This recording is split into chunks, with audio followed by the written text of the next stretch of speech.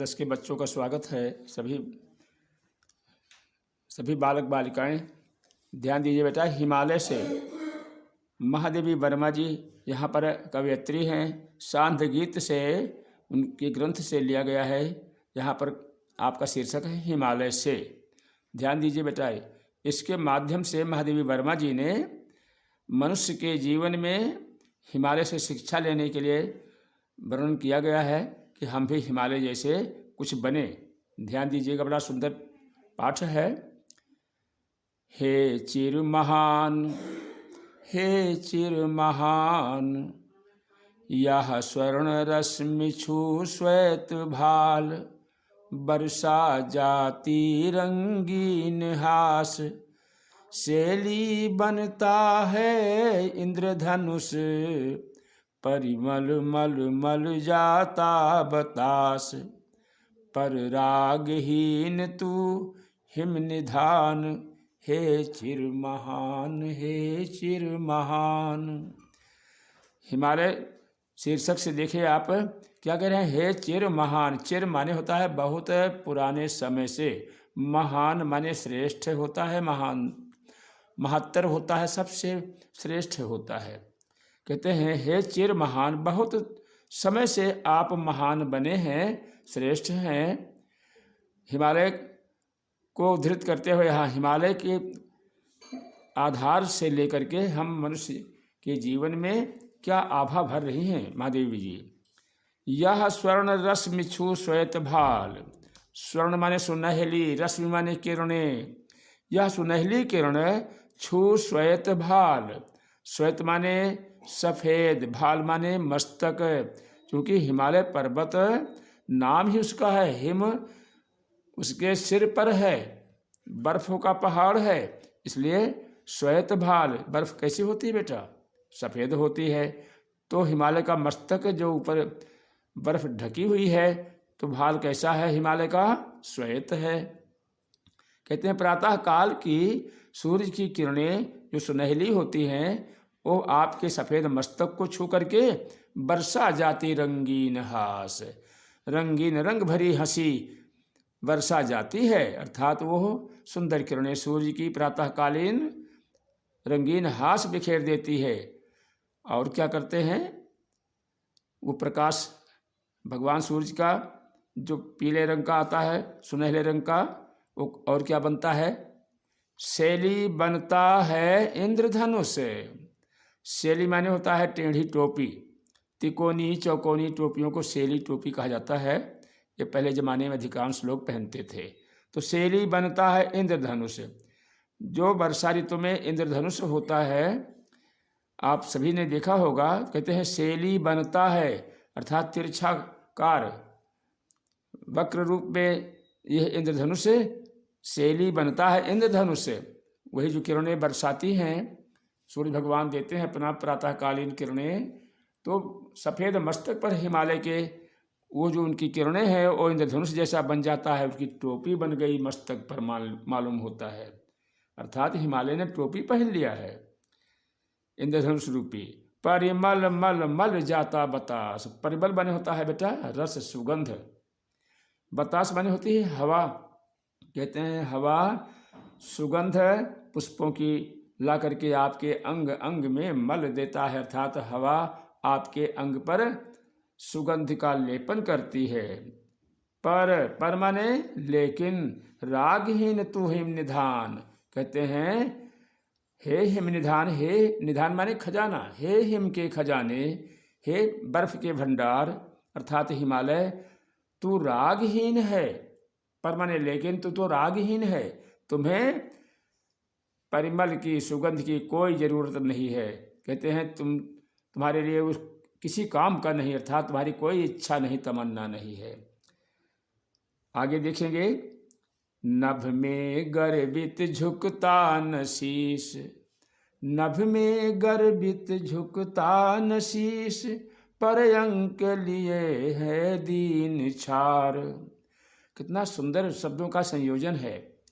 महादेवी जी कह रही हैं नभ में, हे हिमालय, नभ में गर्वित झुकता न शीश। आकाश मंडल मानो छू रहे हैं आप, गर्व से खड़े हैं, आपका सिर झुकता नहीं है, अर्थात सबसे ऊंचे हैं आप। पर माने लेकिन अंक लिए हैं दीन छार, अंक माने गोद में, क्या लिए हैं? दीन माने दुखी, छार माने धूल को। कहते हैं जो तुच्छ धूल है कणों को भी आपने अपनी गोद में लिया हुआ है। इतने महान, इतने गर्वीले कि आकाश मंडल में आपका सिर झुकता नहीं है गर्व से, फिर भी गरीबों पर इतनी कृपा, कहते हैं उनको गोद में उठा लिए हैं। दीन छार माने दीन दुखियों पर आप इतने मेहरबान हैं। आगे देखेंगे, नभ में गर्वित झुकता नशीस, पर अंक लिए हैं दीन छार। मन गल जाता नत विश्व देख, तन सह लेता है कुलिस भार। कितने मृदु कितने कठिन प्राण। कहते हैं हे पर्वतराज, मन गल जाता है नत विश्व देख, संसार आपसे नीचा है, सभी झुका है आगे आपके, अर्थात सबसे आप ऊंचे हैं, तो आपका मन गल जाता है, पिघल जाता है। नत विश्व देख, झुका हुआ संसार को देख करके अपने सामने आप दयालु हो जाते हैं, आप गल जाते हैं, नत हो जाते हैं। तन सह लेता है कुलिस भार, गरीबों को देख करके आप प्रसन्न हो गए, दयालु हो गए, लेकिन आप इतने महान हैं, इतने कठोर हैं। तन सह लेता है कुलिस भार, कुलिस माने वज्र का भार भी आपका शरीर सह लेता है। कितने मृदु कितने कठिन प्राण, आपके प्राण कितने नरम है, मुलायम है, दयालु हैं, और कितने कठिन प्राण हैं, अर्थात विरोधाभास अलंकार दोनों तरफ। कहते हैं आप कितने मृदुल हैं और कितने कठोर हैं, अर्थात उल्टा सीधा दोनों एक समान कर दिया आपने। तो बड़ा सुंदर छंदों का संयोजन कर रही हैं महादेवी जी। आगे देखेंगे बेटा, टूटी है तेरी कब समाधि, झंझा लौटे सत हार हार। अब पर्वत तो जड़ होता है, उसमें कोई जान तो है नहीं, तो समाधि तो ले सकता है कोई जीवंत प्राणी। तो कहते हैं टूटी है तेरी कब समाधि। यहाँ मानवीकरण अलंकार देखेंगे, मानवीकरण अलंकारों का सुंदर संयोजन। कहते हैं तुम्हारी समाधि कब टूटी है हिमालय। झंझा लौटे सतहार हार, झंझा माने तूफान, कहते हैं सत माने सैकड़ों, हार हार के तुझसे टकरा टकरा के तूफान आंधी लौट गए, मगर तुम जागे नहीं, अर्थात तुम्हारी समाधि टूटी नहीं। लेकिन आगे क्या कह रहे हैं, बह चला दृगों से किंतु नीर, सुनकर जलते कण की पुकार। हे हिमांचल, बह चला दृगों से किंतु नीर, किंतु तुम्हारी आंखों से पानी बह रहा, आंसू बह रही है। क्या सुनकर के, सुनकर जलते कण की पुकार, जलते हुए कण की गर्मी में पुकार सुनते हुए आपकी आंखों से पानी बह चला, अर्थात आपकी बर्फ पिघलती है, उसको यहाँ आंसू कहा गया है।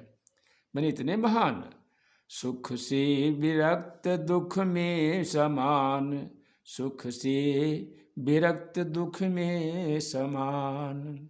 सुख से विरक्त हैं, सुख में आपको कोई इच्छा निच्छा नहीं, कहते हैं आप उससे दूर हैं। दुख में समान, और दुख मुसीबत पड़ने पर आप अडोल हैं।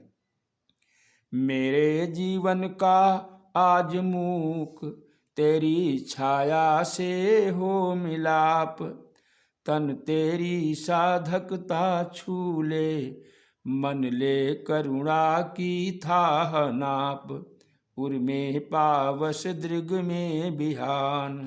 अंतिम कड़ी में समझा रही हैं महादेवी जी।